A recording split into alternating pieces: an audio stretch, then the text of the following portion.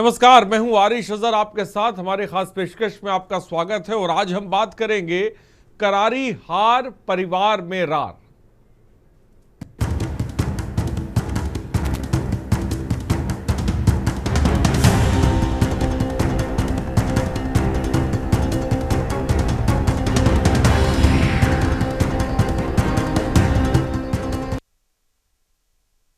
बिहार विधानसभा चुनाव में मिली करारी हार के बाद सिर्फ आरजेडी में सियासी बवाल नहीं मचा है, लालू परिवार में भी भारी बवंडर शुरू हो गया है। लालू यादव की बेटी रोहिणी आचार ने तेजस्वी यादव, उनके सलाहकार संजय यादव और रमीज पर गंभीर सवाल उठाए हैं।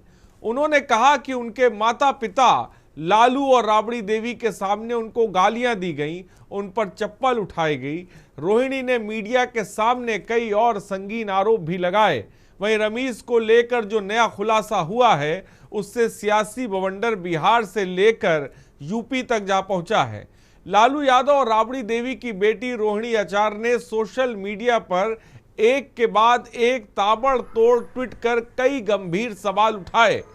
रोहिणी ने ट्वीट कर लालू परिवार और राजनीति से रिश्ता तोड़ने की बात कह डाली। ये ट्वीट साफ तौर पे हम आपको दिखा रहे हैं, इंग्लिश में ट्वीट किया है, लेकिन मैं उसको हिंदी में आपको बता रहा हूं।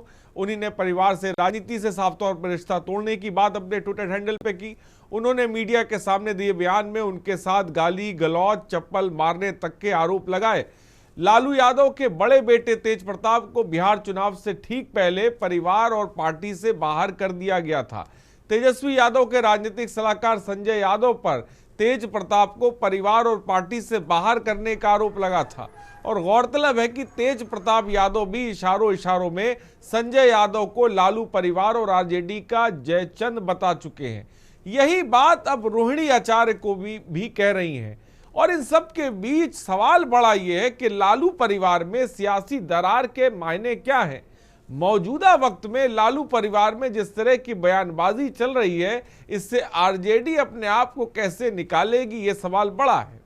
हम किसी के परिवार को लेकर बात कर रहे हैं क्योंकि भाई पार्टी है, समाज है, परिवार के अंदर क्या कुछ चल रहा है उसको हम साफ तौर पे हम नहीं कह रहे, लेकिन क्योंकि बड़ी तादाद में लालू यादव की अगर बात की जाए तो एक सियासी नेता, वरिष्ठ नेता, बड़े नेता रहे हैं।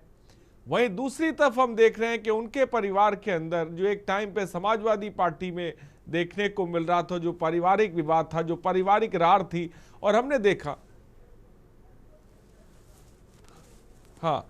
तो हमने देखा कि ये चीजें भी बाहर निकल के आई, मीडिया में निकल के आई। और अब एक तस्वीर हम और देख रहे हैं, चुनाव के बाद लालू परिवार में भी साफ तौर पे भारी बवंडर देखने को मिल रहा है। और ये भी अब सामने निकल कर आ रहा है, बाहर निकल कर आ रहा है। इसको लेकर भी चर्चा बिहार से लेकर यूपी तक हो रही। तमाम गेस्ट हमारे साथ हैं।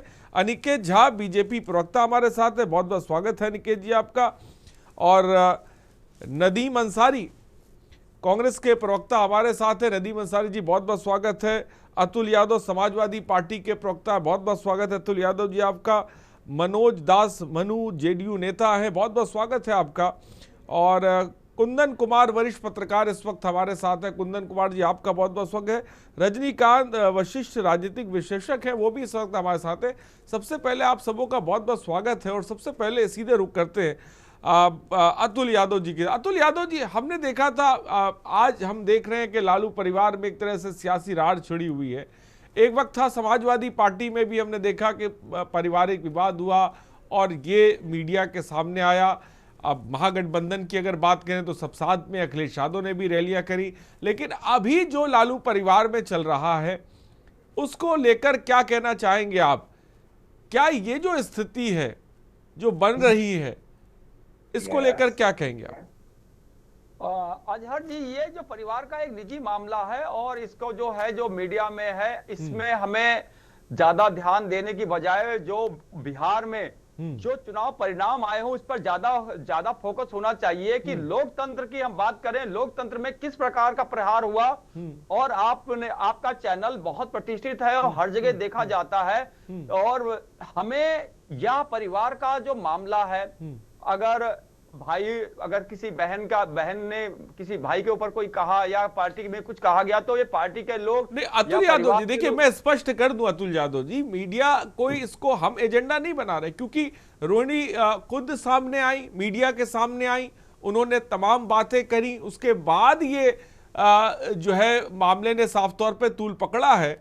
और अब जो बात साफ तौर पे उठ रही, जो एक वर्चस्व लालू यादव की बात करें, और जो महागठबंधन को एक तरह से हमने देखा कि जो परफॉर्मेंस बेहतर नहीं रही, और दूसरी तरफ हम देख रहे हैं ये जो स्थिति पैदा हो रही है, ये महागठबंधन के लिहाज से भी। हाँ अजहर जी, जब कोई मतलब कोई बड़ी हार हो जाती है, कोई परिस्थितियां बदल जाती हैं, तो सब उठपटांग बातें होने भी लग जाती हैं, लेकिन ये सब चीजें कुछ त्वरित समय के लिए हैं। ये चीजें क्या है, परिवार में जब मीडिया कोई पूछता है, माना कोई जा रहा है माइक लगा के पूछता है, तो स्वाभाविक है कोई ना कोई प्रतिक्रिया देता है, किसी न किसी परिप्रेक्ष्य प्रतिक्रिया देता है, ये सब चलता रहता है।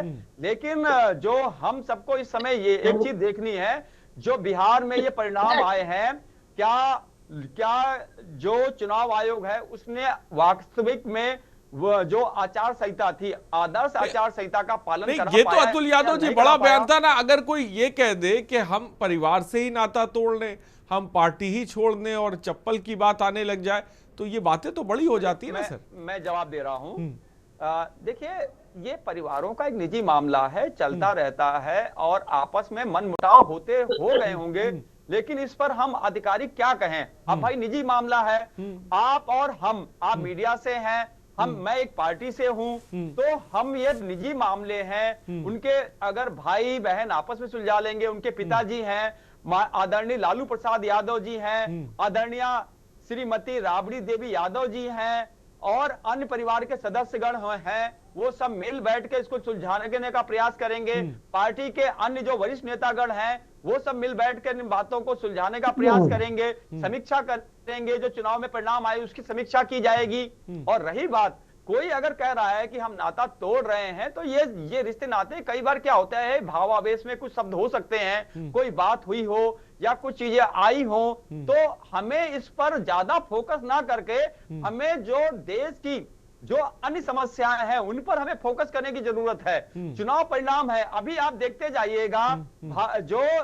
जो मतलब एनडीए गठबंधन जीता है, उसमें जेडीयू की भी सम्मानजनक स्थिति है और बीजेपी की सम्मानजनक स्थिति है। हमें तो इस पे बात करनी चाहिए कि वहां मुख्यमंत्री कौन बनेगा। हमें चर्चा करनी चाहिए कि बिहार में क्या वो तो तय हो रहा है, वो तो तय हो रहा है। मुख्यमंत्री के नाम को लेकर भी तस्वीर साफ हो चुकी है, नए मंत्रिमंडल को लेकर भी बैठकें भी चल रही हैं।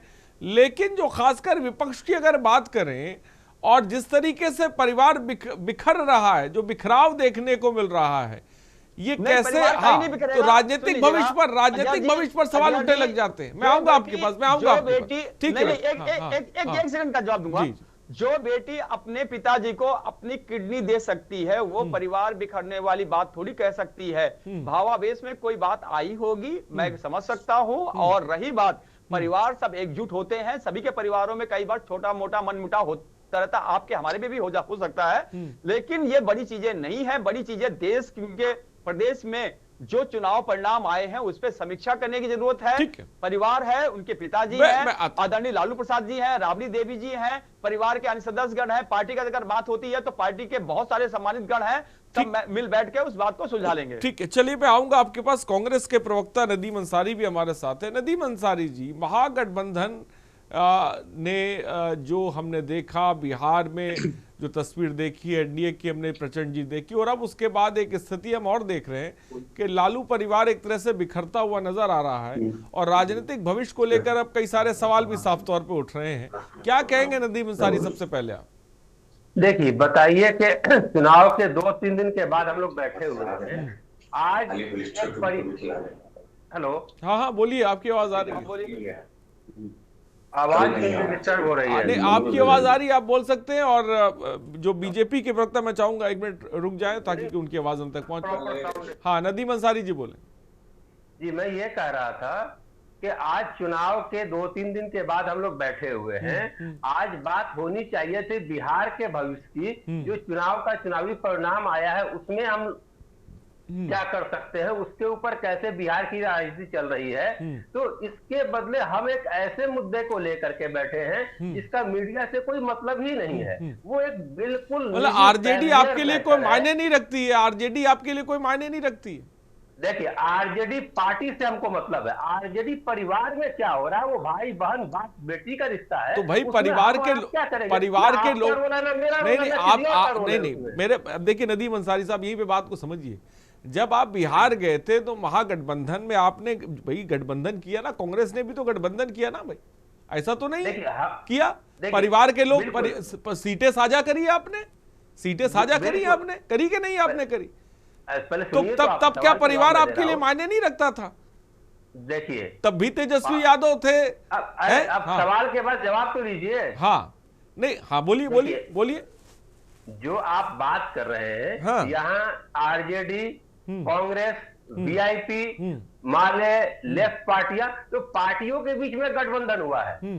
परिवारों के बीच तो एक अलग रिश्ता होता है। तो यहाँ पार्टी के बीच में अगर मान लीजिए कि इस हार के बाद एक पार्टी दूसरे पार्टी के ऊपर कोई इल्जाम लगाती, कांग्रेस किसी को कहती, आरजेडी किसी को कहता, वीआईपी किसी को कहते, सीपीआई सीपीएम किसी और को कहते, तो उस मुद्दे को अगर आप मतलब ये परिवार में जो कुछ चल रहा है उससे नदीम अंसारी आपका कहना है, कांग्रेस के प्रवक्ताओं ने हमारा कोई लेना देना नहीं है, जो कुछ चल रहा है चलने दो। मैटर है, किसी का भी लेना देना नहीं, हमारा ही क्यों, किसी का भी लेना देना नहीं होना चाहिए। तो नहीं, यही तो मैं आप नदीम अंसारी जी आपसे समझना था। आज आप ये बताइए भाई, आप ये बताइए, नहीं आप समाजवादी पार्टी के साथ भी, जब हमने देखा था अखिलेश यादव वाला मामला मीडिया में निकलकर सामने आया था और भरी महफिल में उन्होंने बोला था, वो चीजें किसी से छुपी नहीं है। आज जब रोहिणी यादव आई मीडिया के सामने, उन्हीं ने जब कल जाके साफ तौर पे बयान दिया, ट्वीट किया, तो क्या ये खबर होनी नहीं चाहिए या इस पे चर्चा नहीं होनी चाहिए?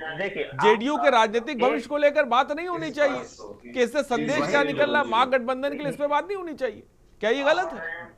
अब सवाल ही कीजिए कि जवाब भी लीजिएगा। हाँ बोलिए। अब मैं ये कह रहा हूं कि ठीक है, एक परिवार में अगर कुछ हुआ है तो आज मीडिया में सब तरफ जो है इसके लिए हो हल्ला मच रहा है। आप ये बताइए कि एक वक्त है कि देश के आदरणीय प्रधानमंत्री जी ने अपनी बूढ़ी माँ को नोटबंदी के लाइन में लगा दिया था, तो उसके ऊपर भी तो कोई चर्चा होनी चाहिए था। वो भी तो कोई पॉलिटिकल मुद्दा आपके हिसाब से नहीं होता है। राहुल गांधी जी पिछले 2-3 महीने से लगातार वोट चोरी का मुद्दा प्रेस कॉन्फ्रेंस करके कह रहे, मीडिया के सामने कह रहे। कौन सा मीडिया कितना उसके ऊपर चर्चा किया? हमको तो नहीं है कि किसी डिबेट में हमको बुलाया गया हो कि आज आइए, आज इस मुद्दे पे डिबेट है कि राहुल जी जो कह रहे हैं उसमें कितनी सच्चाई है या कितनी झूठ है। तो जिस मुद्दे के ऊपर चर्चा होना चाहिए, हम मुद्दा विहीन होकर एक परिवार के ऊपर जाकर के बात कर रहे हैं, तो हम बिहार के मुद्दों से कहीं ना कहीं अपने आप को अलग कर रहे हैं। बिहार की जनता ने तो नदीम अंसारी जी तय कर दिया, जो मुद्दे एनडीए ने सामने रखे उस पर सहमति जता दी, जो मुद्दे आपने सामने रखे उस पर असहमति जताई। साफ तौर पे बिहार की जनता ने तो ये साफ कर दिया, उस पर अब क्या कर, उसमें तो अब आपको विश्लेषण करने की जरूरत है कांग्रेस को, उसमें कांग्रेस को तमाम जो महागठबंधन के दल उनको चिंतन मंथन करने की जरूरत है, वो आप कर सकते हैं। लेकिन मैं आऊंगा आपके पास। रजनीकांत वशिष्ठ जी हमारे साथ है। रजनीकांत वशिष्ठ जी, परिवार में जिस तरह की रार देखने को मिल रही है, आरजेडी के लिए खासकर अगर हम बात करें तो राजनीतिक लिहाज से इसको, इस तस्वीर को आप किस तरह से देखते हैं? क्योंकि भाई राजनीतिक परिवार है, इसीलिए मैं कह रहा हूं राजनीतिक परिवार को आप राजनीतिक तरीके से किस तरह से देखते हैं इस स्थिति को? हाँ रजनीकांत जी, मेरी आवाज अगर आप तक पहुंच रही हो, बोले। जी जी जी। तो आरिश जी, मैं ये कहना चाहूंगा कि ये राजनीति की बात नहीं, ये नीति की बात है साधारण सी, कि जहां सुमति तह संपत्ति नाना, जहां कुमति तह विपत्ति निधाना।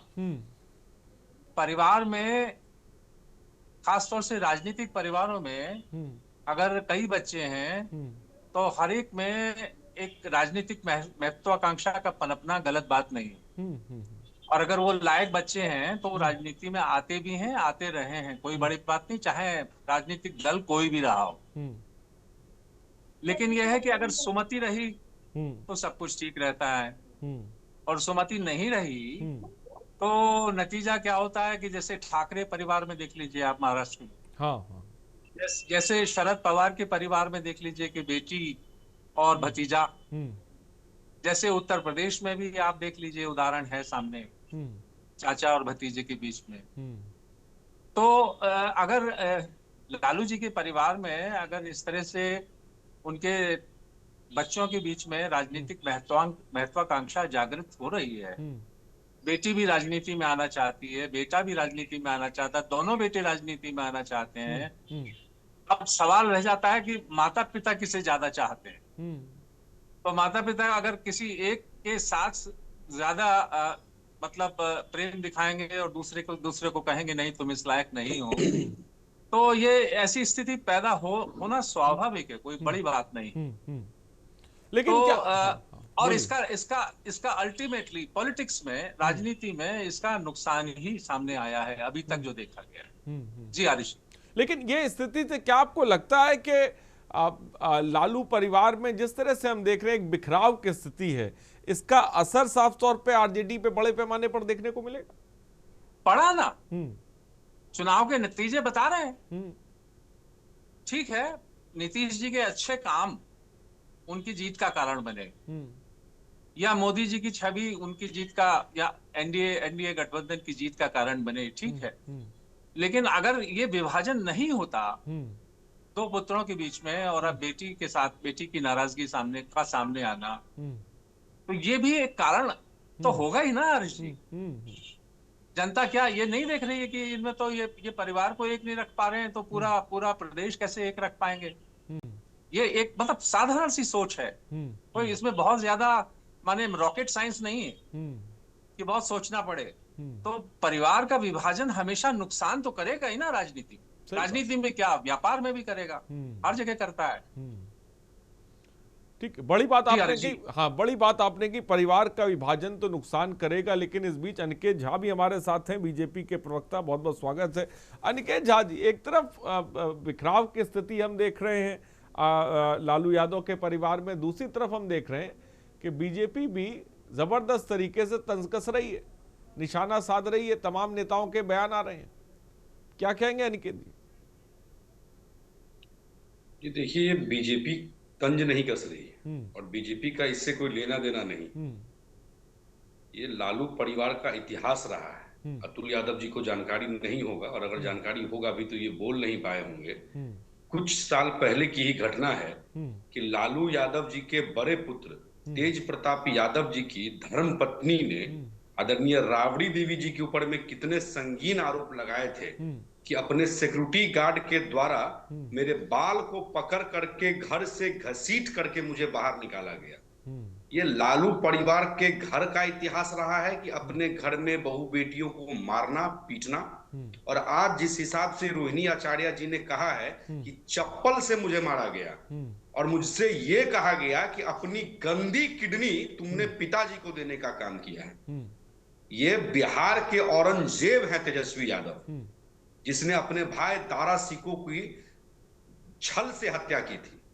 और जब इनका कार्यकाल आया था बिहार में, तो किस हिसाब से बिहार की महिलाओं पर अत्याचार हो रहा था, ये किसी से छिपा नहीं है। और इस कारण से जब घर की बेटी और बहू के साथ में ये हाल होगा, तो आप कल्पना कीजिए बाहर में क्या होता। इसीलिए बिहार को समझ आ गया था कि असली में महिलाओं का सम्मान कौन करता है, कौन सा दल, कौन सा सरकार महिलाओं की सुरक्षा कर सकता है। इसीलिए एक तरफा वोट पूरे बिहार के लोगों ने एनडीए अलायंस को दिया है। और अतुल यादव जी को जरा जानकारी हम और इनका बढ़ा देते हैं, क्योंकि हमारे मनोज दास जी इनका नहीं बता पाए इनको, हमारे जदयू के साथी, जब इन्होंने कहा कि राजनीतिक जो लोग हैं, जो ये संस्था है जो राजनीति से पढ़े हैं, उसका हम दुरुपयोग कर रहे हैं। अरे सबसे पहले वोट चोर तो जवाहरलाल नेहरू रहे हैं, जिसने सरदार पटेल का वोट चोरी कर लिया। ठीक, अनिकेत झा जी मैं अनिकेत झा जी में आता हूँ। अतुल यादव जी जवाब दे, फिर मैं मनोज जी के पास। अतुल जी रुकिए अभी एकदम आप समझ रहे हैं, हम समझ रहे हैं, आप बेचैन हो गए होंगे, हम समझ रहे होंगे, आप बेचैन हो गए, आप बिलबिला रहे हैं, आप खलबला रहे हैं, आप घबरा रहे हैं, आप बेचैन हो गए हैं। अनिकेत जाजी, अनिकेत जाजी, अनिकेत जाजी, अनिकेत जाजी रुक जाए, अनिकेत जाजी रुक जाए, अनिकेत जाजी रुक जाए। Atul Yadav ji, Atul Yadav ji, Atul Yadav ji please please please, Atul Yadav ji, Atul Yadav ji 1 minute रुक जाए, अतुल यादव जी 1 मिनट रुक जाए। मनोज दास, जेडीयू नेता भी हमारे साथ है। मनोज दास जी बहुत बहुत स्वागत है, आप क्या कहेंगे? मैं चाहूंगा आपकी भी प्रतिक्रिया आ जाए, फिर मैं आगे बढ़ूं। बोलिए मनोज दास जी। हाँ मनोज दास जी बोले, अगर मेरी आवाज आप तक पहुंच रही है। लालू परिवार में जो सियासत आई है कब्जे की लड़ाई को लेकर, जेडीयू क्या सोच रही है? मैं ठीक है, ठीक है, नहीं, अनिकेत झा जी, अनिकेत झा जी, अतुल यादव जी, अनिकेत झा जी, अतुल यादव जी, मैं चाहूंगा व्यक्तिगत होने की आप दोनों को जरूरत नहीं है, व्यक्तिगत होने की आप दोनों को जरूरत नहीं है। Aniket Jha ji please please please, नहीं ये तरीका ठीक नहीं है। अनिकेत झा जी, अतुल यादव जी, अनिकेत झा जी, अनिकेत झा जी, इस तरह से नहीं बात चलेगी। अनिकेत झा जी, इस तरह से बात नहीं चलेगी, मुझे म्यूट करना पड़ेगा आपको। म्यूट कर दिया जाए, अनिकेत झा जी को भी म्यूट कर दिया। अतुल यादव जी, मनोज दास जी बोले, मनोज दास जी बोले।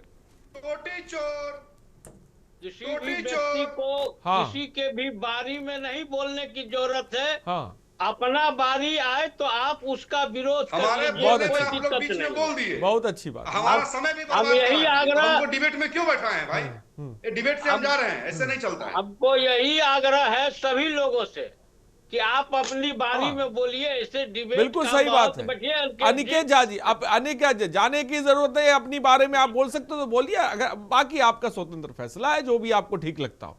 लेकिन जो तरीका है डिबेट में, उसी तरीके से बात होगी, ये मैं स्पष्ट करना चाहता हूं। हम कोई चीखने चिल्लाने लड़ने नहीं बैठे हैं, राजनीतिक भविष्य की बात करने के लिए बैठे हुए हैं, चाहे वो कोई ही पार्टी हो। अपनी अपनी बात अपनी बात कहने की जरूरत है। हाँ, नदीम जी भी बोले, व्यक्तिगत होने की प्लीज जरूरत नहीं, व्यक्तिगत होने की जरूरत नहीं, तो नहीं बोल रहा था। हाँ, अपनी बारी में हमको आया, अब हम बोलेंगे। हाँ, मनोज दास जी अपील करेंगे सभी लोगों से कि आप हमारी बात को सुनिए, अपनी बारी में आप जवाब दीजिए। चलिए मनोज जी बोले, मनोज जी बोले।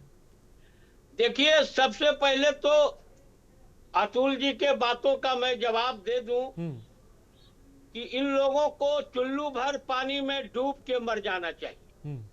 कि सुप्रीम कोर्ट ने एसआईआर के सवाल पर स्पष्ट रूप से कहा था कि अगर चुनाव आयोग कोई गलती करेगी तो मैं उसको कैंसिल कर दूंगा।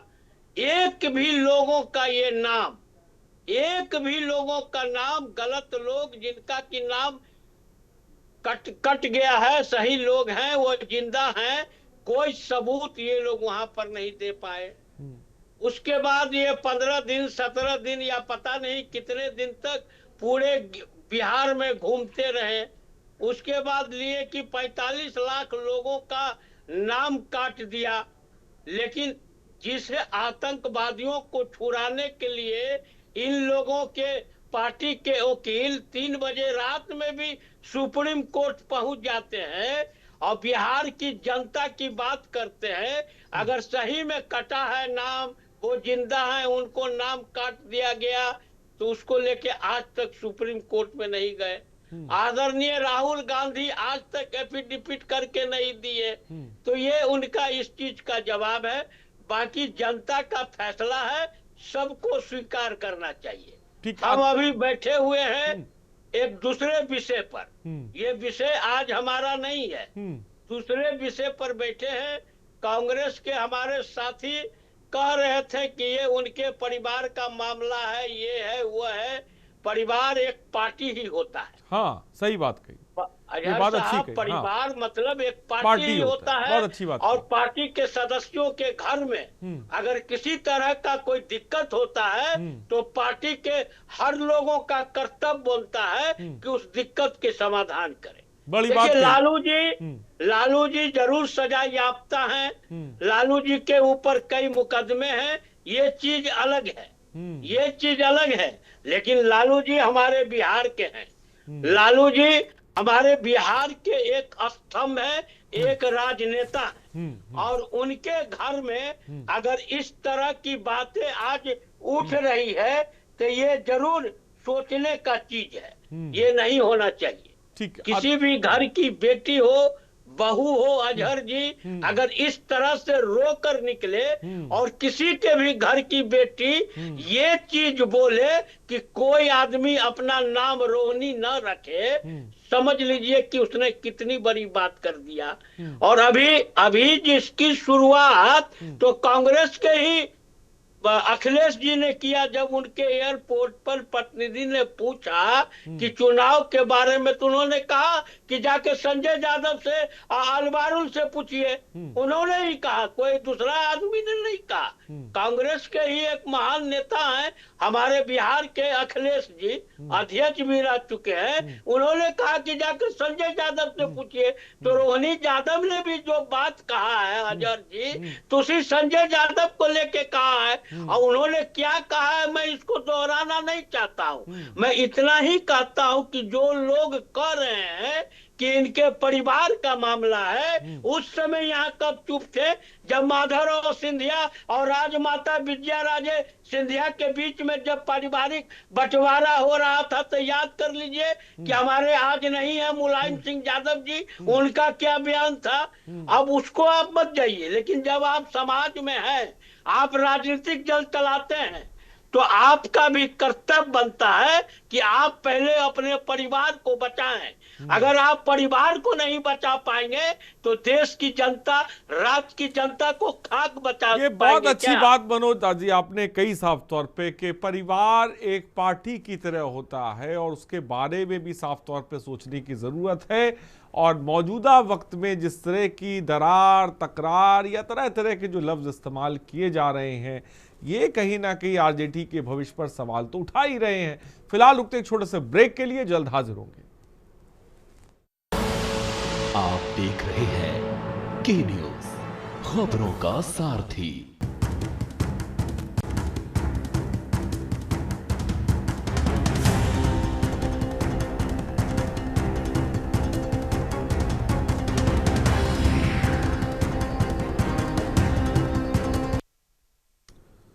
तो ब्रेक के बाद आपका स्वागत है। करारी हार, परिवार में रार। जी हां, साफ तौर पे लालू परिवार में रार देखने को मिल रही है। जिस तरह से रोहिणी यादव मीडिया के सामने आती हैं, अपना बात रखती हैं, ट्विटर हैंडल पे ट्वीट करती हैं, उसके बाद सियासत साफ तौर पे गर्मा गई है। वार पलटवार का भी दौर देखने को मिल रहा है और आरजेडी के भविष्य को लेकर भी सवाल साफ तौर पे उठ रहे हैं। तमाम पैनलिस्ट हमारे साथ हैं और अनिकेत झा बीजेपी के प्रवक्ता भी हमारे साथ हैं। अनिकेत जी, मेरी आवाज आप तक पहुंच रही है? अनिकेत जी, बीजेपी के प्रवक्ता, अच्छे प्रवक्ता आप हैं, इतनी जल्दी कैसे आप परेशान हो जाते हैं? ये सही तरीका मुझे लगता है नहीं है। आप एक अच्छे प्रवक्ता है, अच्छा बोलते हैं और अच्छा प्रदर्शन एनडीए ने साफ तौर पे किया है, उसके बावजूद आपका ये तरीका जनता देख रही, भाई सोचने का विषय है। खैर, लेकिन क्या बोलेंगे आप? बोलिए। जनता देख रही है और जनता अच्छे से समझ रही है कि जब हमारी बारी बोलने की आई तो आपने बीच में नहीं, मैंने देखिए अनिकेत झा जी, मैंने अतुल यादव जी को शांत करा रहा था, मैं आपको भी शांत करा रहा था, उसके बाद मुझे आपको मौका देना था। कोई व्यक्ति अगर समय दिया है और आधे घंटे से बैठा हुआ है अपने बोलने के वक्त, नहीं, और जब उसमें कोई बीच में इंटरफियर कर रहा है तो आप उसको अगर रोक नहीं सकते। अतुल यादव जी को देखिए, मैं बोल रहा हूं और सबको मैं बोल रहा हूं कि अपना समय आने पर बोले, और मैं आपसे भी यही मेरी दरख्वास्त है कि जब अपना समय आएगा तो आप भी बोलिएगा। फिलहाल बोलिए, अपनी बात को किसी के बोलता ही नहीं। हाँ, ठीक है, लेकिन मैं वो नहीं चाहूंगा कि एक शब्द पर ही इंसान अटक जाए। आप प्रवक्ता हैं, मैं ऐसी डिबेट नहीं चाहता बिल्कुल कि एक शब्द पर अटक जाए। करता हूं, मेरी आदत नहीं है बीच में बोलने की। हाँ, बोलिए, क्योंकि जब मैं बोलता हूं तो आदमी को चुप रहना पड़ जाता है। ठीक है, अनिकेत जी बोले, अब बोलिए, मैं मौका देता हूं आपको, बोलिए। 1 मिनट पूरा दिया मैंने। किस विषय पर बोले? मैं यही बात कह रहा हूं। वोट चोरी का जो इल्जाम ये हम पर लगा रहे हैं उस पर बोले। लालू प्रसाद यादव के घर में जो फूट है उस पर बोले।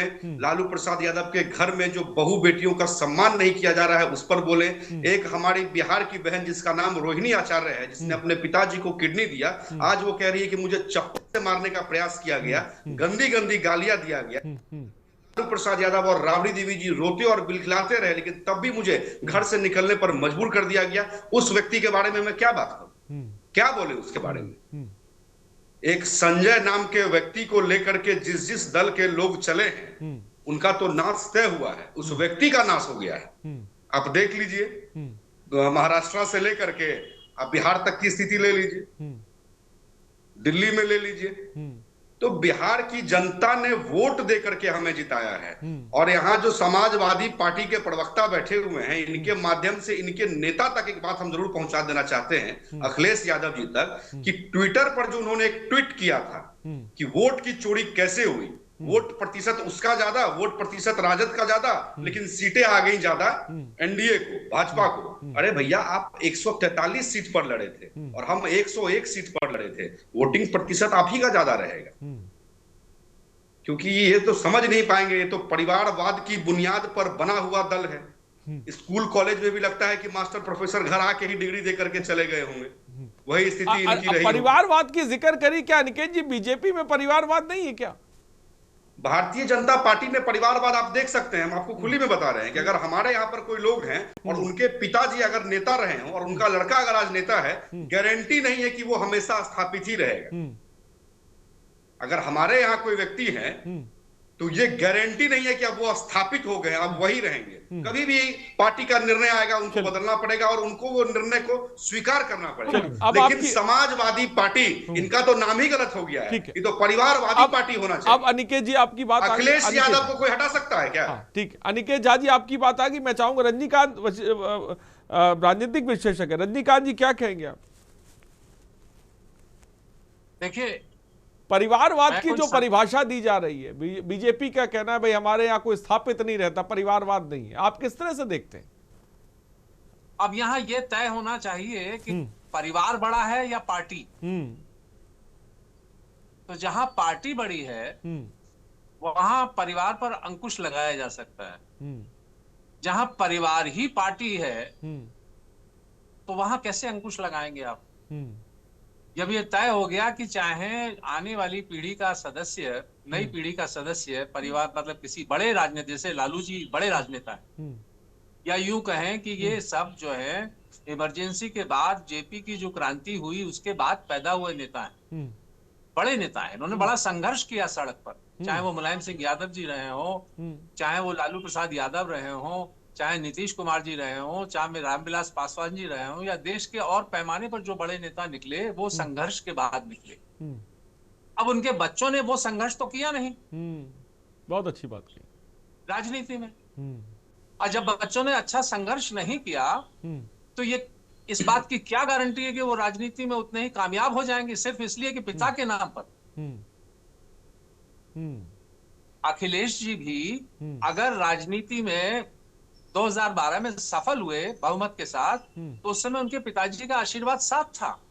और अखिलेश जी ने भी एक ऐसा स्टैंड लिया कि साहब हम अपराधियों को टिकट नहीं देंगे। आपको याद होगा, उन्होंने दो तीन टिकट्स डिनाई किए, बीपी यादव को टिकट नहीं देंगे या फलाने को टिकट नहीं देंगे। तो जनता को लगा कि भाई नया चेहरा है, विदेश से पढ़ के आए हैं, पढ़े लिखे हैं, सब कुछ है, उनको एक्सेप्ट कर लिया। लेकिन धीरे धीरे जब कानून व्यवस्था का सवाल आया उनके 5 साल के शासनकाल में, या जितना मजबूत शासन या सबको साथ लेने की, अब मुलायम सिंह जी के परिवार में ही देखिए, उनके दौर में एक परिवार के 1 दर्जन लोग थे जो विधायक थे या सांसद थे या विधान परिषद सदस्य थे, परिवार के ही, लेकिन वो सबको साथ लेके चलते थे ना। ये जो नई पीढ़ी है, जैसे तेजस्वी यादव जी आए तो हैं मैदान में, इन्होंने भी, इनकी भी कोई बाहुबली की छवि नहीं है, एक यंग चेहरा है, ठीक है। नौवां फेल एक उनके साथ टैग जुड़ गया, लेकिन नवे फेल होने का मतलब यह है कि अकबर भी अंगूठा टेक था। अगर अंगूठा टेक था तो साथ में नवरत्न रखता था, वो अच्छे लोगों को रखता था जी। शायद जो नई पीढ़ी है वो अच्छे लोगों को अपने साथ जोड़ने में कामयाब नहीं हो पा रही। जो नहीं हो पा रही वो सक्सेसफुल नहीं है। उड़ीसा का उदाहरण सामने है, बीजू पटनायक जी के पुत्र हैं नवीन पटनायक जी, उन्होंने इस चीज को अच्छे से संभाला और देखिए उन्होंने कितनी लंबे समय तक सत्ता की। वो ठीक है, स्वास्थ्य के कारणों से या जो भी है, आज वो मतलब एक तरह से सुपर एन्यूशन के दौर में है। लेकिन कहने का मतलब यह है कि यहाँ ये जरूर स्पष्ट हो जाना चाहिए कि राजनीतिक दल बड़ा है या परिवार बड़ा है। ये बड़ी बात क्यों नहीं लालू यादव जी या मतलब जो बड़े राजनेता हैं, क्यों नहीं उन्होंने अपने पुत्र को किसी के मतलब सबॉर्डिनेट बना करके किसी अच्छे काबिल नेता को आगे बढ़ाने की कोशिश की कभी? जैसे एक उदाहरण मैं आपको देना चाहूंगा हरीश जी, लेकिन चौधरी चरण क्या सिंह जी जब तक परिवारवाद जिंदा रहे। एक सवाल यहां पर सर और बनता है, क्या परिवारवाद राजनीतिक पार्टियों के लिए मजबूरी बन गया है कि अगर परिवार से इतर किसी को बनाया जाए तो परिवार फिर पार्टी में फूट पड़ने लग जाती, तो क्या मजबूरी है परिवारवाद? सत्ता पाए काय, प्रभुता पाए काय मद नहीं। हाँ, सत्ता एक बार मिल जाने के बाद में कोई उसको छोड़ना चाहता है हरीश जी। बड़ी बात कही। तो किस तरह से वो कंटिन्यू करेगा? इस तरह से कंटिन्यू करेगा कि अपनी संतान को आगे बढ़ाए। अब ये तो देखना पड़ेगा ना कि संतान में वो काबिलियत है या नहीं। बड़ी बात आपने की। मैं अतुल जी आपके पास आता हूं। अतुल यादव जी, आपने कहा सबसे पहले ही जब मैंने सवाल, आपने कहा कि भाई ये परिवार का मसला है, इसे नहीं लागे आना चाहिए। समाजवादी पार्टी में हमने देखा सबने देखा कि सिरे से परिवार के लोगों को टिकट दिया गया, उन्हें आगे किया गया, ये सबसे छिपा नहीं है। चलिए, तो क्या समाजवादी पार्टी में भाई परिवारवाद है? जिस तरह से मेरा सवाल अनिकेत झा जी से भी था, तो मेरा आपसे भी यही, जब आप कह रहे कि नहीं, लेकिन मनोज जी की बात हमें यहां पर अच्छी लगी कि ठीक है, पार्टी परिवार की तरह होती है। सुनिएगा, हाँ अजहर जी, राजनाथ सिंह के जो बेटे हैं ये भी तो राजनीति में हैं। अमित शाह के बेटे भी किस पद पर हैं आप भी जानते हैं, किस शैक्षिक योग्यता है वो भी आप जानते हैं। अनुराग ठाकुर जी हैं, किसके बेटे हैं ये भी आप जानते हैं। ये सब राजनीति में तो हैं। हमारे बीच में स्वर्गीय सुषमा स्वराज जी नहीं है, उनकी बेटी भी तो राजनीति में है। क्या ये परिवारवाद नहीं है?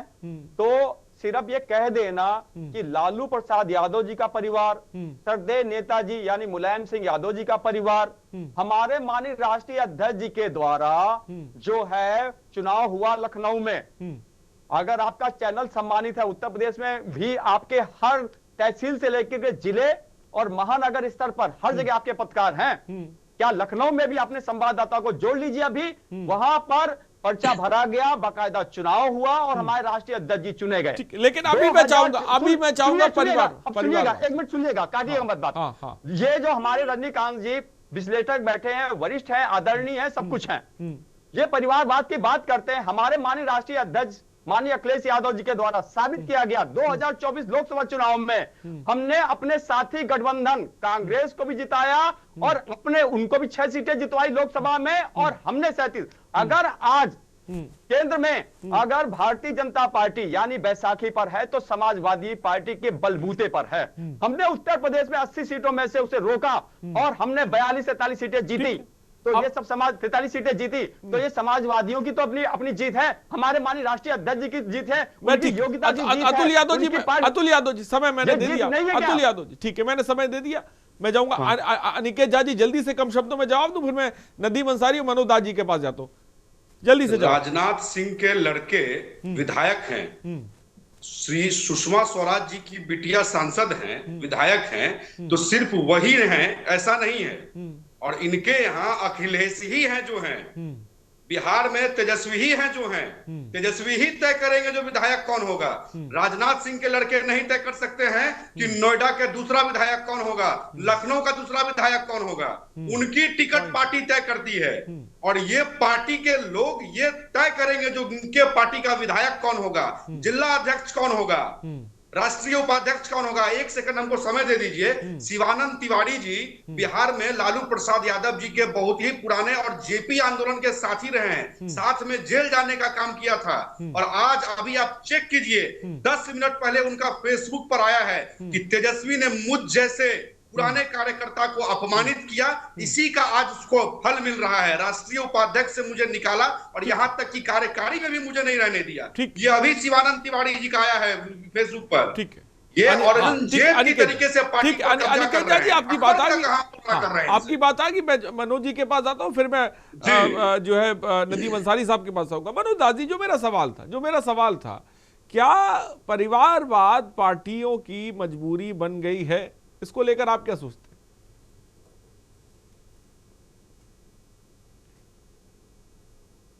अनम्यूट करके बोले सर, अनम्यूट करें और बोले। अजहर साहब जी, परिवारवाद की जरूर मैं जो समझता हूं, मैं बेबाकी से बोलता हूं, आज राजनेताओं की एक जरूरत भी बन गई है, इसमें कहीं से कोई दो मत नहीं है। मैं इसको अस्वीकार नहीं कर सकता हूँ। है आज भी कुछ नेता बहुत जोरों से चली थी कि नीतीश जी के पुत्र चुनाव लड़ेंगे हरनौत से, तो वहां से, लेकिन नीतीश कुमार जी ने मना कर दिया। तो सब नेता नीतीश जी नहीं हो सकते। लेकिन एक चीज मैं कहूंगा कि बीजेपी में जो लोग भी हैं, किन्हीं के पुत्र हैं या पुत्री हैं, तो आप जरूर उनको आप देख लीजिए कि उनके पार्टी में वो शामिल रहे हैं, उनके पदाधिकारी रहे हैं, उनके यूथ प्रकोष्ठ में गए हैं, वहां से निकल के आए हैं। ऐसा नहीं है कि वो उनके पुत्र हैं और डायरेक्ट उनको चुनाव में खड़ा कर दिया गया है, ये नहीं है। उन्होंने उससे पहले पार्टी में काम किया है। लेकिन हमारे यहाँ जो व्यक्ति विशेष की पार्टियां हैं, उसमें मैं भी हूँ। नीतीश जी हमारे व्यक्ति विशेष ही हैं, मैं इसे अस्वीकार नहीं कर सकता हूँ। लेकिन हमारे दल में नीतीश जी के जो सिद्धांत हैं, उसी सिद्धांत पर सब अटल करते हैं। किन्हीं के पुत्र हैं तो फिर उनके पिता राजनीति में नहीं है, तो ऐसे लोगों को भी आते हैं। लेकिन ये तो चीज है, ये तो स्वीकार करने में हमें थोड़ी सी भी हिचक नहीं है कि राजनेता जब अंतिम पड़ाव पर आते हैं या उनको लगता है कि मंत्री संतरी रह गए हो, तो घर से कोई विधायक हो, कोई एमपी हो, इसके लिए प्रयास करते हैं। ये तो स्वीकार करना होगा। लेकिन और लोगों की अपेक्षा भारतीय जनता पार्टी में एक चीज हमने देखा है, अभी जो हमारे साथी अतुल जी जिनका भी नाम लिया, वो कहीं ना कहीं से उसके छात्र विंग के रहे हैं, यूथ विंग के रहे हैं, काम किया है, तब उनको टिकट मिला है। और कई ऐसे लोग हैं कि जिनको समय पड़ने पर उनका टिकट काट भी दिया गया है। इसीलिए थोड़ा सा अंतर है। ठीक है, मैं आता हूं नदीम अंसारी जी, यही बात को मैं आगे बढ़ाता हूं। परिवारवाद की जब बात हुई, राहुल गांधी में एक लेगेसी है, लेकिन राहुल गांधी उसको आगे कैरी ऑन जिसे कह सकते हैं वो नहीं कर पा रहे हैं। बार बार कोशिश करी, तमाम मुद्दे उठाने की बात करी, लेकिन जनता की नब्ज साफ तौर पे पकड़ नहीं पाए। क्या कहेंगे इसको लेकर नदीम अंसारी जी? देखिए, अभी सब लोगों के द्वारा ये इस बात को कहा गया कि हमारी पार्टी में जो परिवार के लोग हैं, बेटा हो, बेटी हो, भतीजा हो, चाचा हो, जो भी हो, वो अच्छे हैं। दूसरे में जो है उनके पास कोई योग्य ही नहीं है, वो उस लायक ही नहीं है। आप ये इस चीज को ये बताएं कि अगर इनके यहाँ परिवारवाद है तो वो अच्छा है, उसमें कहीं कोई दाग नहीं निकलता है। दूसरे के यहाँ अगर कुछ परिवारवाद है तो वो उनको प्रॉब्लम दिखती है। आज परिवारवाद नहीं है तो नीतीश जी अकेले ही मुख्यमंत्री बने हुए हैं। दूसरी चीज, इस तरीके की एक लंबी लिस्ट आप अगर बात कीजिएगा तो उसके लिए अलग से आपको डिबेट रखना पड़ेगा। अभी बात आई सर्टिफिकेट और डिग्री बाकी चीज, तो यहाँ तो जो देश के प्रधानमंत्री हैं उनका ही आज तक डिग्री का पता नहीं। अंसारी जी, एक बात ये कह रहा हूँ, एक सवाल मेरा ये, उस पर भी जवाब दे दीजिए, उस पर भी जवाब दे दीजिए। मैं ये कह रहा हूँ, राहुल गांधी के इतर कांग्रेस क्या देखती, कौन सा चेहरा देख रही है? बार बार ट्राई राहुल गांधी को कर रही है, लेकिन हम देख रहे हैं उस हिसाब का परफॉर्मेंस निकल के नहीं आ पा रहा, उस हिसाब का परफॉर्मेंस नहीं निकल कर आ पा रहा है। मौजूदा वक्त में बिहार चुनाव के मद्देनजर भी देख ले जो कांग्रेस की स्थिति रही, जो हम यूपी में देखे जो कांग्रेस की स्थिति रही। आप ये बताइए कि आज राहुल गांधी कांग्रेस के राष्ट्रीय अध्यक्ष कौन है? कौन है? राहुल गांधी तो नहीं है। राहुल गांधी फ्रंट पे तो रख रहे हैं ना, आगे तो रख रहे हैं। क्या हम कह रहे हैं फ्रंट पे तो सबसे ज्यादा उन्हीं को रख रहे हैं भाई, जमीन पे उतरे, रैलियां करी। अरे अध्यक्ष बनाए तो आपको दिक्कत की, आप अध्यक्ष उनको बना दिए, अब वो फ्रंट पे आ रहे हैं। तो आप बताइए कि आज के दौर पे जब आप बात कर रहे हैं, कौन सा एक ऐसा किसी पार्टी का, हम कांग्रेस की भी बात करते हैं, कौन सा ऐसा एक नेता होगा जो कन्याकुमारी से लेकर कश्मीर तक पैदल चला हो, असम से लेकर मुंबई तक पैदल आया हो? तो वो काम कर रहे हैं, वो जमीन पे उतर के बिहार में 17 दिनों तक उन्होंने वोटर अधिकार यात्रा के लिए समय दिया, वो चले। तो लेकिन वो वोट में क्यों नहीं कन्वर्ट? वो मेहनत उनकी, राहुल गांधी की, वोट में कन्वर्ट क्यों नहीं हो पा रही? आखिर कहां पर ऐसी दिक्कत है जो राहुल गांधी या कांग्रेस जनता की नफ्स नहीं पकड़ पा रहे हैं? और बीजेपी हम देख रहे हैं कि परफॉर्मेंस साफ तौर पे एनडीए की देखने को मिली। सच्चाई ये है कि कांग्रेस और इंडिया गठबंधन के सभी दल जनता की नस को तो पकड़ लिए हैं, जनता तक पहुंच गए हैं, लेकिन भाजपा जो गणेश कुमार का नस पकड़ के बैठ गई है, उसके आगे तो सबको लाचार हो जाना पड़ेगा। तो हम तो जनता की नस पकड़ते हो, तो गणेश कुमार का नस पकड़ के बैठ गए, तो अब इसके आगे कुछ होने वाला है। इसीलिए मैं पहले भी कहा कि ठीक है, मान लीजिए कुछ देर के लिए आप लोगों के हिसाब से लगता है कि ये वोट चोरी एक फेक है, इसमें कोई सच्चाई नहीं है, तो इसके ऊपर एक खुली डिबेट क्यों नहीं होनी चाहिए? और जब कभी भी वोट चोरी की बात की जाती है, सवाल उठाए जाते हैं, तो चुनाव आयोग से सवाल होता है, कोई पॉलिटिकल पार्टी से तो हम सवाल करते नहीं है। ठीक है, लेकिन कोई XYZ पार्टी सामने क्यों आकर के डिफेंड करती? अगर चुनावी प्रणाली में, चुनावी प्रोसेस में अगर कोई प्रॉब्लम है, तो जितना प्रॉब्लम कांग्रेस के लिए है, वो उतना जेडीयू के लिए भी होना चाहिए, उतना ही बीजेपी के लिए भी होना चाहिए। मैं तो नदीम अंसारी जी आपका जवाब मनोज दास जी देना चाहते हैं। मनोज दास जी बोले, जल्दी से जवाब दे, फिर मैं आगे। हाँ, मैं 10 सेकंड में अपनी बात समाप्त कर दूं। नहीं 1 मिनट दे रहा हूं मैं आपको, बोलिए। बता रहे हैं कि चुनाव में ज्ञानेश कुमार को खड़ा कर दिया, तो ज्ञानेश कुमार ने इनके 10-15 सीट पर कहा कि आरजेडी भी लड़ जाओ और कांग्रेस भी लड़ जाओ और वीआईपी भी लड़ जाओ। क्या आप अपनी गलती को नहीं देख रहे हैं?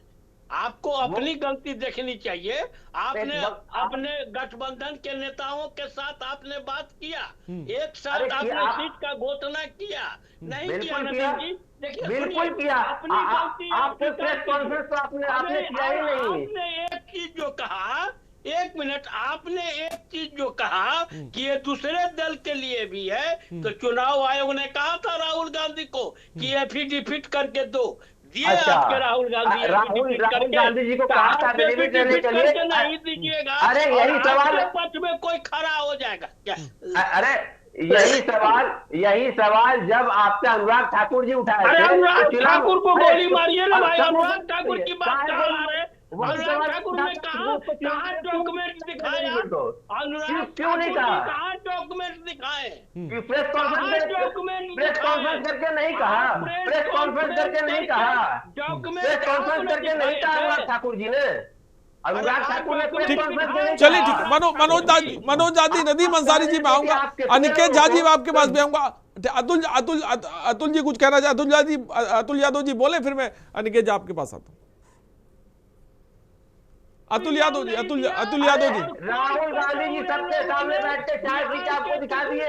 आप कहाँ सोए रहते हैं, किस दुनिया में आप रहते हैं? आप एक आंख बंद करके देखिएगा तो काम होगा। अरे जिंदे लोगों को बैठा करके हम चाय पिला, जिसको चुनाव आयोग मार दिया था। ठीक। अरे नदीम अंसारी जी, मनोज जी 1 मिनट रुक जाए। नदीम अंसारी जी 1 मिनट रुक जाए। अतुल यादव जी बोलना चाहते हैं, अतुल यादव जी बोले जल्दी से, फिर मैं आगे रजनीकांत जी के पास जाता हूँ फाइनल कमेंट लेने। बोले। जो जिस चीज पे हम डिबेट पे बैठे हैं, ये एक पारिवारिक मामला है, और हमें जो देश की मूलभूत समस्या है इस टाइम पे है, जो चुनाव आयोग है, हमें इस पे पर चर्चा करनी चाहिए। चाहे पार्टी एक परिवार है कि नहीं, पार्टी एक परिवार है, ये आप मानते हैं? चलिए मैं जवाब दे रहा हूँ। हाँ। मैं आपका चैनल पे सम्मानजनक तरीके से आपका जवाब दे रहा हूँ। हाँ। पार्टी भी एक परिवार होता है, परिवार भी एक परिवार होता है। उसकी बात करना गलत है? आपके चैनल उसकी बात करना गलत तो नहीं? कि आदरणीय, नहीं एक मिनट सुन लीजिएगा, आदरणीय लालू प्रसाद यादव जी हैं, आदरणीय श्रीमती राबड़ी देवी जी हैं, दोनों परिवार के मुखिया हैं, मिल बैठ करके अपने बच्चों के जो ये पारिवारिक जो परिवार में अगर कोई बात आई है, इसको सुलझा लेंगे। यही बात तो मैंने आपके सम्मानित चैनल पर कहा। हम आप तो नहीं सुलझा सकते। अगर कोई मन मुटाव वाली स्थिति आई, अभी हमारे सम्मानित साथी इस पैनल पर बैठे हुए रजनीकांत जी, और उन्होंने कहा बच्चों में महत्वाकांक्षाएं होती हैं, ये शब्द हमारे रजनीकांत जी के हैं। अगर राजनीतिक महत्वाकांक्षाएं हैं तो आदरणीय लालू प्रसाद यादव जी, आदरणीय जो है राबड़ी देवी जी परिवार के मुखिया हैं, और उनकी पार्टी की जो बात आएगी तो उनके पार्टी के महासचिवगण, राष्ट्रीय स्तर के नेतागण और प्रदेश स्तर के नेतागण आपस में बैठकर इस मसले को सुलझाएंगे। और हम आप एक जिम्मेदार लोग हैं, और हमें अतुल यादव जी, हमने देखा था जब समाजवादी पार्टी में अतुल यादव जी, समाजवादी पार्टी में अतुल यादव जी, एक सवाल मेरा आपसे भी। अतुल यादव जी, जब हमने देखा था समाजवादी पार्टी में विवाद हुआ था परिवार में, तो मुलायम सिंह यादव भरे मंच से सबके सामने आके उन्होंने बोला था, परिवार को लेकर। अखिलेश यादव को भी सबने सुना था, और वो जनता के सामने रखी थी परिवार का मसला, उन्होंने जनता के सामने रखा था, ये नहीं था कि उससे छुपाया था। मैं जवाब दे रहा हूं। मैं जवाब दे रहा हूं, मैं कभी जवाब देने से भागता नहीं हूं। हाँ। परिवार का मामला था, परिवार के लोग ही मिल बैठ के सुलझाए, परिवार के लोग एकजुट हुए। लोकसभा चुनाव में सब एकजुट थे। हमने भारतीय जनता पार्टी को उत्तर प्रदेश में करारी शिकस्त दी। ये सब परिवार की एकजुटता का नतीजा है। अगर परिवार में कोई बात हुई भी थी, मान लेते हैं, तब भी तो परिवार के लोगों ने मिल बैठ के उसको सुलझाया। परिवार एकजुट है या नहीं है, आज आप बता दीजिए। सभी परिवार के सदस्य एकजुट होकर के पार्टी को मजबूती के लिए खड़े हैं कि नहीं खड़े हैं? ठीक है। चलिए, अब कुंदन कुमार वरिष्ठ पत्रकार इस वक्त हमारे साथ जुड़ गए। कुंदन कुमार जी, बहुत बहुत स्वागत है आपका। परिवारवाद को लेकर और लालू परिवार में जो सियासी एक रात छिड़ी हुई उसको लेकर हम बात कर रहे हैं। मुख्तलिफ नजरिए, मुख्तलिफ बातें सबकी हैं, लेकिन इन सब के बीच एक दो मोटे तौर पर सवाल निकल के सामने आया। एक तरफ हम देख रहे हैं कि परिवार के लोगों की महत्वाकांक्षा की वजह से पार्टी में दरार कहीं ना कहीं देखने को मिली है, और एक तरफ सवाल ये आ रहा है, क्या परिवार राजनीतिक पार्टियों की मजबूरी बन चुका है? परिवारवाद, मैं चाहूंगा इन दोनों चीजों को लेकर अपनी बात रखें। देखिए अजय जी, जो आप बात बोल रहे हैं उसमें देखिए एकदम है। जब आपने कहा कि भाई राजनीतिक पार्टियों की मजबूरी बन चुकी है परिवार, तो बिहार में कमोबेश यही देखा जा रहा है। वैसे अगर हम बात करें तो अभी मुख्यमंत्री नीतीश कुमार है, लेकिन मुख्यमंत्री नीतीश कुमार ने कभी भी परिवारवाद को अपनी राजनीति में हावी नहीं होने दिया। ये बात एकदम सच है, और यही कारण है कि देखिए 6 महीने पहले से जो निशांत है, मुख्यमंत्री नीतीश कुमार के पुत्र है, वो लगातार कहीं ना कहीं बयान देते रहते हैं, उनको लेकर के पोस्टर भी छपती है। लेकिन इस बार भी नीतीश कुमार जो है उनको राजनीति में एंट्री नहीं करने दिए। परिवारवाद से इतर सिर्फ सोच जो है वो नीतीश कुमार की है। अब लालू परिवार के कलह को लेकर ले लीजिए आप, शुरुआत तेज प्रताप से हुई थी। तेज प्रताप यादव पहले तेजस्वी को अपना, अगर हम कहें, कृष्ण मान के रथ चला रहे थे, अर्जुन बने हुए थे लगातार। 5 साल तक उन्होंने ये काम किया और लगातार परिवार का वो साथ दिया। वैसे उनकी जो शादी हुई और शादी जिस तरह से टूटा, तलाक हुआ, उसके बीच में कई ऐसे चीज हुए, ऐसे मसले हुए, जिसके बाद उन्हें जो 10 नंबर सर्कुलर रूट है, लालू यादव जहाँ रहते हैं, राबड़ी देवी जहाँ रहती है, वो आवास वो छोड़कर चले गए और खुद जो सरकारी आवास उन्हें मिला उसमें वो रहने लगे। अब देखिए, अब मामला यहाँ पर ये हो गया कि जब पार्टी हार गई, आप समझ लीजिए कि लालू यादव का जो पूरा परिवार है वो पहुंचा हुआ था पटना और 10 सर्कुलर रोड में रह रहा था। लगातार जितना ताकत होना चाहिए, बहन हो या उनके तेजस्वी की बहन हो या उनके बहनोई हो, या सब अपना या फर्ड है वो लगा रहे थे। बीच में ये भी खबर आई थी कि कई बहनें, कुछ बहनें हैं, या खास करके रोहिणी जो है वो चुनाव लड़ना चाह रही है, लेकिन उन्हें टिकट नहीं मिला, तो कुछ इन लोगों के बीच में हुआ भी, झड़प भी हुआ। लेकिन तेज प्रताप जब अलग हुए तो सब एकजुट होकर तेजस्वी का, अगर हम कहें तो तेजस्वी यादव का ये लोग सपोर्ट किए कि किसी न किसी तरह ये जो है मुख्यमंत्री बन जाए। कई तरह की बातें बीच में आई गई, होते होते तेज प्रताप ने अपनी नई पार्टी बना ली और उसके बाद वो चुनाव लड़े और उसके बाद उनकी हार हुई। आप सबने देखा है कि करारी हार हुई। बावजूद इसके वो लगातार सोशल मीडिया पर जो मोदी है, नीतीश जी हैं या अमित शाह का गुणगान करते रहे। कल जो है ये मसला सामने आया कि घरेलू जो है आपसी विवाद वहां पर बहुत तेजी से हुआ। सबसे पहले अगर हम कहें तो ट्वीट आया, उसके बाद इस बात को सार्वजनिक किया गया। फिर जो है वहां से रोहिणी चली और पटना एयरपोर्ट पर पत्रकारों को अपने बयान में कह दी कि भाई रमीज और संजय यादव ने हमें घर से अलग कर दिया है। रमीज कौन है वो समझ लीजिए, सपा के भी लोग यहाँ पर हैं, समाजवादी पार्टी के एक विधायक है, उनसे ही जुड़ा हुआ वो आदमी है रमीज, जो कि तेजस्वी का जो ऑफिस है उसको पूरी तरह से वही दिखता है, सोशल मीडिया के टीम को पूरी तरह से दिखता है। अंदर क्या विवाद हुआ क्या नहीं हुआ इन चीजों को तो हम लोग नहीं जानते हैं, लेकिन जब रोहिणी खुलकर पटना एयरपोर्ट पर बोली उसके बाद सोशल चलने लगा और लगातार जो पक्ष के यहाँ लोग हैं, अगर हम कहें तो उसको एक मुद्दा बना करके और सौहार्दपूर्ण से उन्होंने बयान देना शुरू किया। देखिए अभी की खबर क्या है, अभी ये खबर है कि बाद बाकी जो 3 बहनें थी, रागनी, राजलक्ष्मी और चंदा, तीनों अभी पटना एयरपोर्ट से निकल चुकी है, तो वो अपने अपने गंतव्य स्थान को लेकर के। और अभी फिर खबर आ रही है कि जो आपसी कलह था वो और ज्यादा तेज हो गया। यही कारण है कि जो 3 बहनें और आई हुई थी चुनाव के समय में, वो अपने बच्चे के साथ वो जो है निकल चुकी है पटना एयरपोर्ट से अपने गंतव्य के। तो निश्चित तौर पर जिस कलह की बात ठीक हम आप कर रहे हैं इस डिबेट में, बड़ी बात, ये हाँ। बहुत बड़ी कलह हो सकती है। ठीक है अजय जी, और हाँ जो स्थिति अभी बनी हुई है जी, इसको लेकर के अगर हम कहें, एक तो पार्टी हारी हुई है और इसके बीच में अगर परिवार में दरार देखने को मिल रहा तो ये है बहुत, तो लोग लगातार हाँ, ये कह तो रहे ये हैं। आरजेडी के लिए कहीं ना कहीं अच्छा, बहुत खतरनाक है अगर ऐसी स्थिति साफ तौर पे बन रही है। बहुत कुछ भीतर होगा, शायद इसके बारे में हम सब नहीं जानते। फिलहाल बहुत बहुत शुक्रिया निकेत झा जी, नदीम अंसारी जी, अतुल यादव जी, मनोज दास जी, चंदन यादव जी, कुंदन कुमार जी, रंजीकांत जी, बहुत बहुत शुक्रिया आप सभी को। ये बात कही जाती है और बहुत अच्छी लगी जो बात सामने निकल कर आई कि जो पार्टी है वो एक परिवार की तरह होती है और जब उस परिवार में बिखराव होने लग जाए तो पार्टी में भी बिखराव से कोई छूटता नहीं है। परिवारवाद हर जगह है, लेकिन मौजूदा वक्त में जो लालू के घराने की स्थिति बनी हुई है ये आरजेडी के भविष्य पर कितना असर डालेगी ये फिलहाल भविष्य बताएगा। फिलहाल खास पेशकश में इतना ही। बने रहिए हमारे साथ। नमस्कार।